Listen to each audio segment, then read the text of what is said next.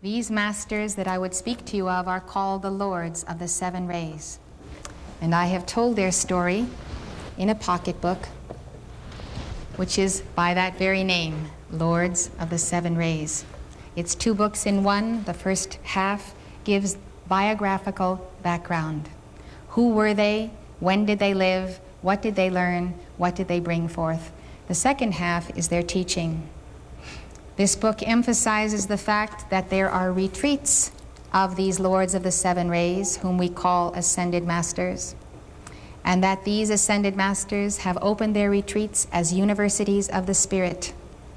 The Ascended Masters teach us, through the Keepers of the Flame lessons, sponsored by Saint Germain, how we can, as we go to sleep at night, pursue meditation, visualization, prayers, and decrees, that we might enter the etheric body, our souls journeying in the etheric body to the etheric plane where these retreats are. Now, the universities of the Spirit of these 7 Lords officially opened to vast numbers of people, in fact, tens of thousands of people, that would journey there at night on January 1, 1986. There is no question in my mind that all seekers in the New Age, or a vast percentage of them, have at one time or another been taken by angels of light to these inner retreats, and that because of an inner learning process that has begun to percolate into the outer mind, whether through questioning or through seeking or dissatisfaction with one's current state of awareness, there has come about a sense of pursuing a path and arriving at the place when the full awareness should come to you of what you have been learning on these inner planes of being, even while you're functioning on this plane. So the basis of that teaching that you learn at inner levels is the basis that I've given you this evening.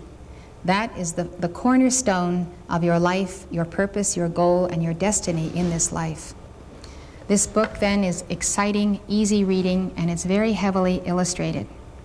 When I tell you about the Lords of the Seven Rays now, and I talk to you about their embodiments, the slides you see are just a few of the hundreds of illustrations that there are in this book. So we begin with beloved El Morya, known as the Lord of the First Ray. He may look fierce, but he's fiercely devoted to the will of God, because the first ray is the ray of God's will.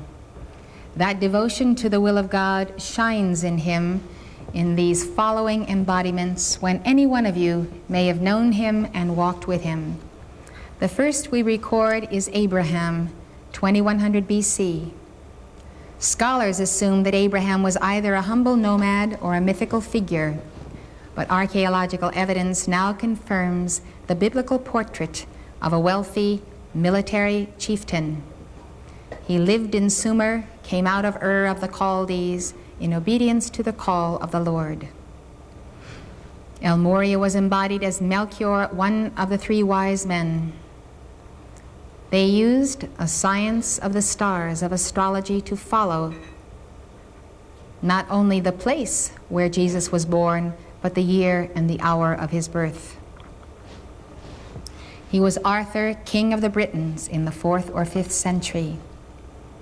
Until recently, Arthur has been assumed to be legendary, but today both archaeological and literary investigations reveal a 4th or 5th century leader who conforms to the profile of King Arthur.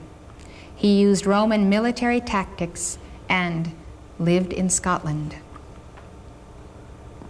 There are also locations that say that Camelot was in England, not too far from Glastonbury.